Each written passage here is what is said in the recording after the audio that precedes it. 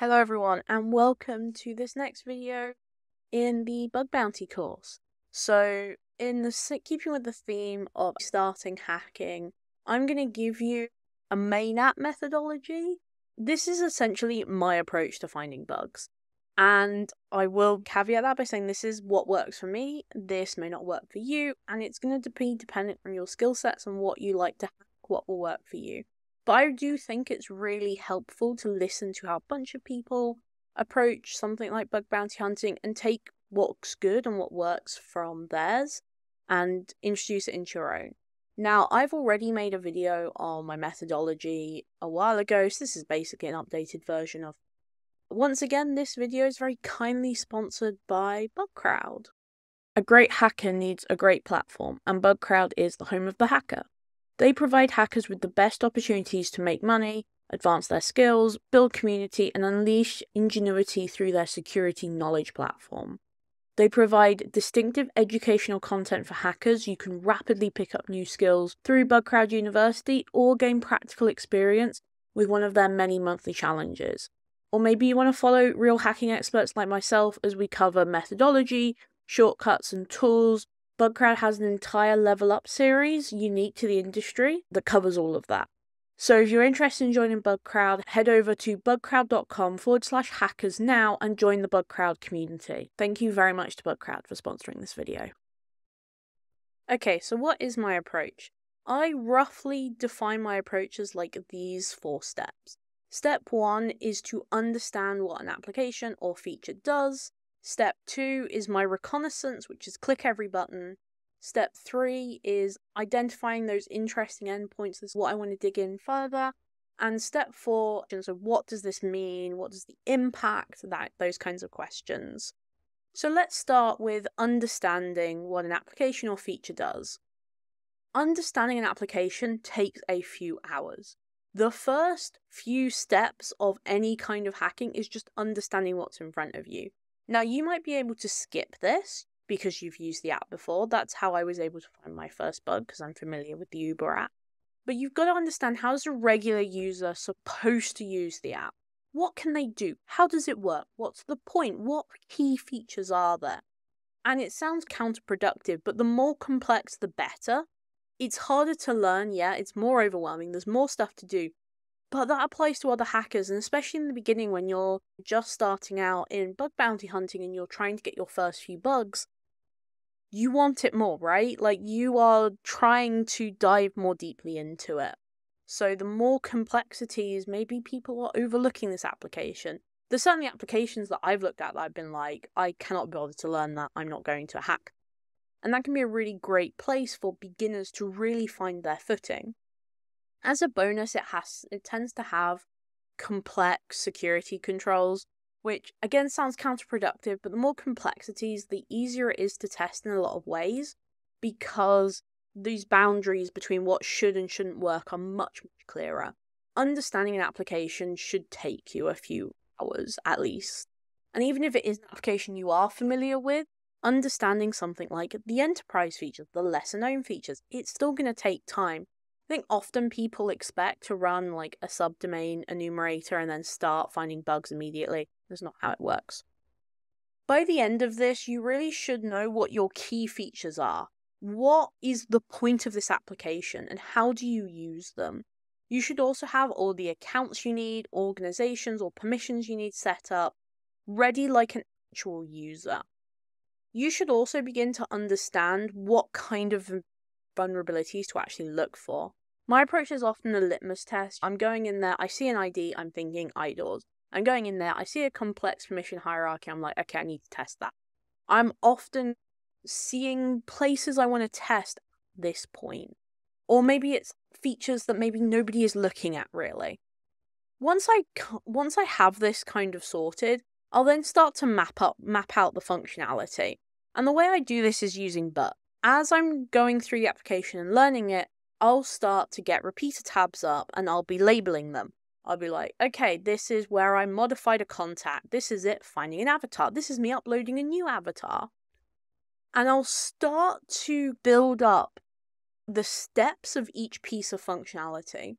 Because rarely is a single feature, let's say I don't know, maybe it's Twitter, just sending a tweet.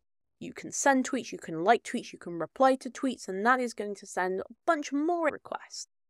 So ping out that functionality, having an idea of, okay, this is what this does, this is what this does, is basically my end goal for this. It's finding those little nuggets of functionality that I actually want to test.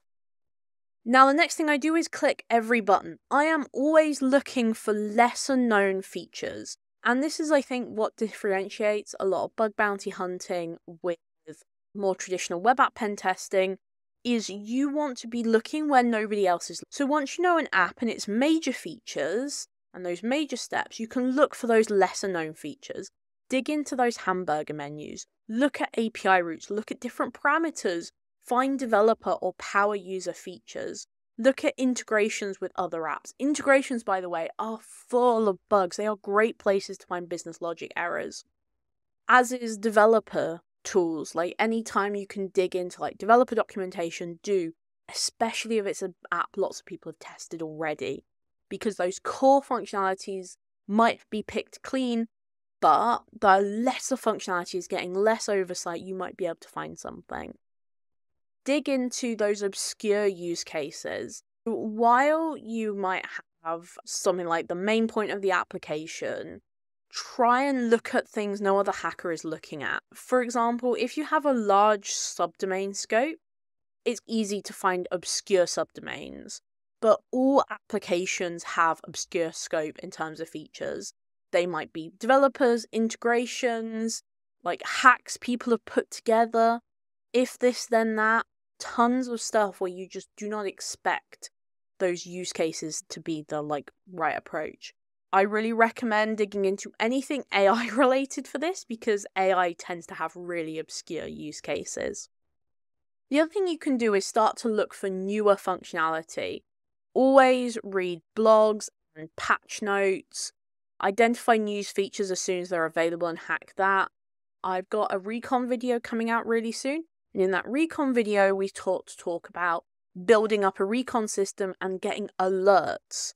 This is what often separates some of the best hackers and some people who are in the middle, is that the best hackers are getting alerts for new features to hack before they have systems set up. So before it gets general access, they're already seeing, oh, that new endpoint was discovered or that new subdomain was registered.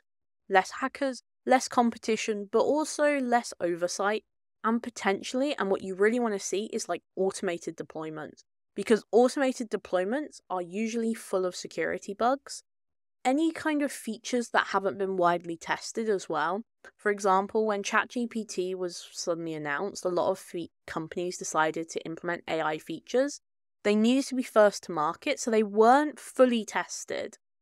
So that's really great to find bugs in, because again, newer functionality, it's untested, but also it may be untested internally as well. Very few companies are running a penetration test every single time they deploy a piece of software. They are often getting them, say, 6th monthly or yearly. So if you can be one of the first to get to something, you're getting those bugs before anybody else does. Now, I don't do a lot of automation myself, and I don't want to claim that I do, but there are some automated fuzzing tools and some tools I like. Kite Runner, which is a great API hacking tool. It's the best tool I've seen for API reconnaissance. It's free and open source, and has these root files where it's API routes large, and essentially it uses contextual information about an API to actually discover new API endpoints, which is basically exactly what you need for APIs. Shodan can be really great for hacking with CVEs. Now, Shodan costs money, but they often have a sale where it's $1 for unlimited access. It's their anniversary sale, I think. Super helpful. The downside of something like Shodan is that you get usually IP addresses, but you don't know if they have a bug bounty program. It may be a waste of time. Discord for alerts / callbacks, anything where you need to get alerts. Slack costs money, Discord is free. And you can create your own Discord channel and get your alerts. Particularly for scanning, it's a waste of time in a bug bounty context, because everybody is running nuclearly, or at least there is a sizable amount of the population of hackers running nuclearly. So it'll be a waste of time for you to run nuclearly. Saying that, I do think it's the best scanner out there by like a significant amount. And if you are writing custom scanning modules for it, then yeah, worth doing. Amass, I think, is the best for subdomains. It's really great at finding kind of stuff you didn't necessarily expect. Again, I don't do a lot of subdomain enumeration as part of my hacking, so your mileage may vary. And then I like FFUF for traditional fuzzing. There are some great API word lists out there, and plugging that into FFUF means that it's super quick, and you have the option to send all of your requests to Burp. So that way you can get the advantages of Burp Pro without actually paying for it, because you don't need to pay for Intruder, because it will just send what worked back to Burp and you can keep with your current process.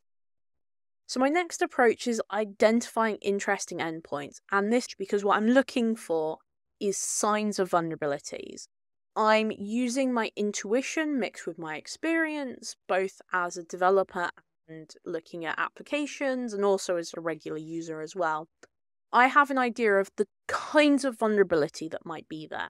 If I see an ID, I'm thinking IDORs. If I'm seeing my input be reflected onto the page, I'm thinking cross-site scripting. If I'm seeing complex processes, I'm thinking business logic. If I see lots of data, I'm thinking information exposure. I'm looking for just stuff that kind of sets off that part of my brain that goes, I should look at that further. And this is something I have to stress that you will only gain with experience. If you are not actually hacking something, you will not have this built into your brain yet. This is something where you need to actually start hacking. And this is why especially when you first start out, you're more luck-based because you're wandering into these interesting endpoints. As you become more experienced, you're becoming a bit more savvy in what you're looking for. You have a better idea and a better feel for what can go wrong. And again, I can't teach you this. This is something you have to learn with experience. This is something you need to start up, but because it's not something you can learn from a YouTube video. The cycle is essentially try exploit, it doesn't work, why didn't it work, and then change it. I'm very rarely sticking in XSS payloads. I'm trying to figure out, okay, why didn't that work, and how can I adjust my exploit to then have it work, right? I'm having that working out why. I'm not just pasting things in randomly, I'm thinking about it. How do I go from interesting to vulnerable? I perform litmus tests, what I'm looking for. If I'm thinking about an IDOR, I'll just change the ID. If I'm looking at XSS, I'll just put in a simple payload. If it works, I'll write it as a full exploit, of course. Usually it fails. And I think to myself, why did it fail? I don't just give up on it entirely. I think about what the other ways of getting the same output might be. And I might try, for example, an XSS payload. It doesn't work. And maybe, I don't know, the little angled brackets are removed. So I might think, okay, how can I set off an XSS without using an angled bracket? Rather than going, it's obviously not vulnerable. Again, something you only gain by experience, by reading other people's write-ups and developing your intuition. It's not something that can really be taught. So my final stage is the security implications and controls that might be in place. Now, I don't report everything I find. I rarely report everything I find. And this has been a change I've noticed probably in the last 2 years. I will often see a security risk and think, what is the wider security issue at play? So, for example, finding one IDOR versus full authorization checks just missing from an application. I'm trying to think about more broad issues, thinking about like chains of bugs. So if I have, I don't know, a user update IDOR, maybe I'll try and change the password. Oh, that didn't work. I'll try and change the email. Then I'll reset the password. I'll go through that flow and see whether or not I can start to develop these chains of bugs. And this actually occurred after I'd worked at BugCrowd and I was seeing like a lot more impact. Weird functionality or genuine security impact. What could an attacker do and why? I'm always thinking, what can an attacker do with this? What is the worst output I can have from this? And very rarely is that reporting a single bug. And this sometimes means that I might think something's a security concern, the program disagrees, and I go, you know what? It's not something you care about. I'm going to focus on what clients actually care about. So the general top priority issues that I see is like data protection, GDPR, account or organization takeovers, remote code / command execution. And lower priority issues are, of course, social engineering, which is often out of scope anyway, and just unrealistic attacks. So I'm trying to think about the security considerations, but also what do they care about. The great way to tell what a target cares about is what security controls are already in place. So it gives you an idea of what kind of bugs have been found previously, as well as bypasses.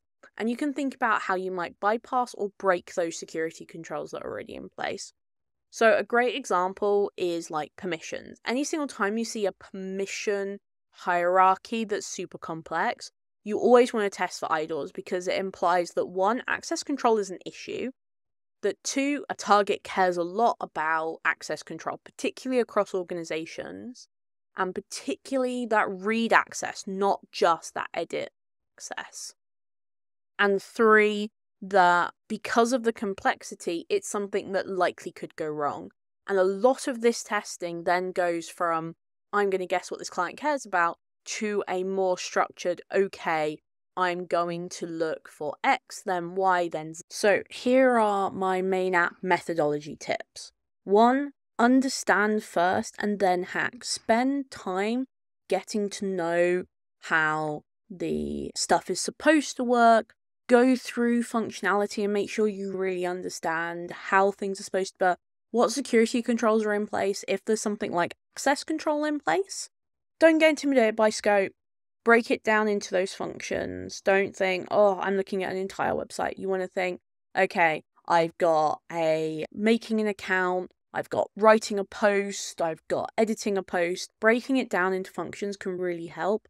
And you can even do that on Burp. I use tons of Burp tabs to do it. If it's an older program, don't assume everything is found, but also make sure you're looking for those lesser known features or newer scope. Because something is older doesn't necessarily mean everything is gone, but it can be maybe a bit more daunting. So having the kind of like reassurance that, oh, I'm looking at something that's lesser known can really help improve your confidence and keep your motivation up. Read the scope page, see what the company tells you. Hey, focus on this. They will be very clear of, we want to see authentication issues. We want to see OAuth flows, for example. Get into those hamburger menus. Find new scope that nobody else knows about. Okay, it's unlikely you'll find something that nobody's heard of yet, but there is a good chance that you can find stuff that at least most people aren't looking at and aren't considering. Get into the documentation, get into the hamburger menus, get into discussions online and see what people are saying. Again, I promise it'll be a huge help to you. Okay, so that's all I've got for you this week. Hopefully those tips really help and you can get started on the main application. I promise the main application isn't as scary as you think it is. A lot of people freak out about it, but actually I have found most of my vulnerabilities in core or literally like a hamburger away from the core functionality of an application. You don't need to go deep into recon if that's not how you like hacking. Anyway, I will see you all in the next video. Thank you very much to Bugcrowd for sponsoring this video. Bye everyone.